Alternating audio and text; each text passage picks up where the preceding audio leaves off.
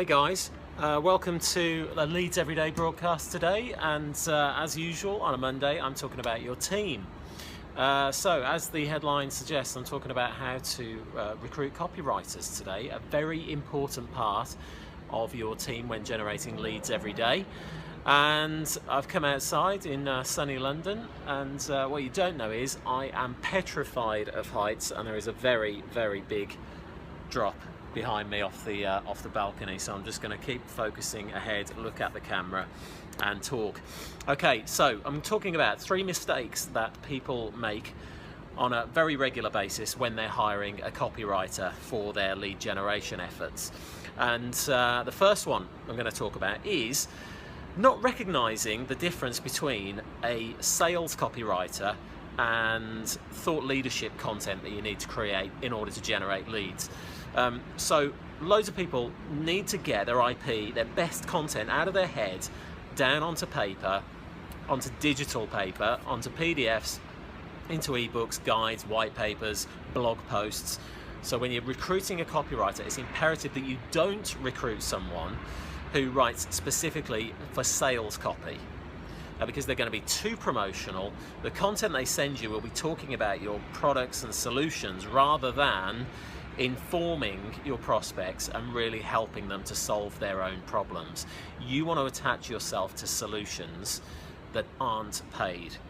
Let me say that again, because we're generating leads and we're doing this for business in most cases, but you want somebody who's just going to help your prospects in order to solve their problems. Okay, so that's the first one. Don't recruit a sales copywriter. Recruit somebody who can match your tone and write with thought leadership in mind. Second common mistake when hiring a freelancer, not recruiting for industry experience.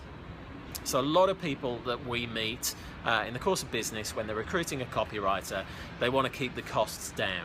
So what do? They hire a genericist, somebody who just recruits a copywriter on the basis that they cost X per hour. And they look at some of their content. It's been pretty good in terms of, a blog post. You've got to go to the next level. If you want to talk with authority in a particular industry, and if you found your niche, then you want to find somebody that understands that niche. So recruit a copywriter that ideally not just has experience writing for that particular niche, but has experience working in that niche. If you do this, you might even find that you'll find somebody who can refer business to you as well. So that's the second one. Don't recruit genericists. Recruit somebody who understands the industry that you're writing for and has experience ideally. That way you'll cut down the amount of research that they've got to do as well, so it's going to impact on the costs. And that brings me nicely to my third common mistake when it comes to recruiting copywriters, and that's paying by the hour. Now, you are going to be creating a marketing asset in your business, be it an ebook, be it a white paper, be it a blog post, an article. So if that's the deliverable, why not get charged for the deliverable? This is called value-based selling. Your copywriter needs to sell you on the basis that they can complete the job.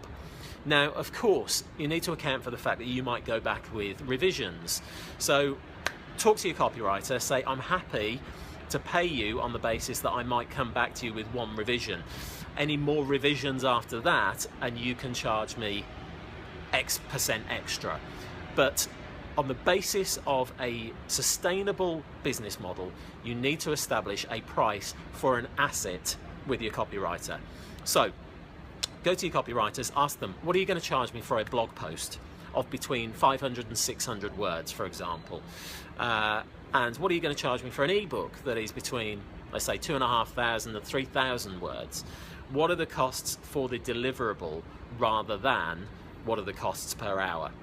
Because I know, a lot of copywriters out there, and when you build up the relationship, they'll be incredibly trustworthy, but you're still paying them for their time. And their time is worth nothing to your business. You need to establish the cost for the asset. So those are my 3 things. 3 common mistakes when recruiting a copywriter. Number 1 was not recognizing that sales and thought leadership are 2 different things. Recruit writers who can speak on an authoritative level in an industry. Secondly, not recruiting with industry experience in mind. Don't recruit genericists, recruit based on experience, not just writing within your target audience and your target industry, but actually working in there. And then third and last, paying by the hour. Make sure you pay by the asset. Blog post, ebook, article, whatever it might be. That way you will have much more successful relationships with your copywriters.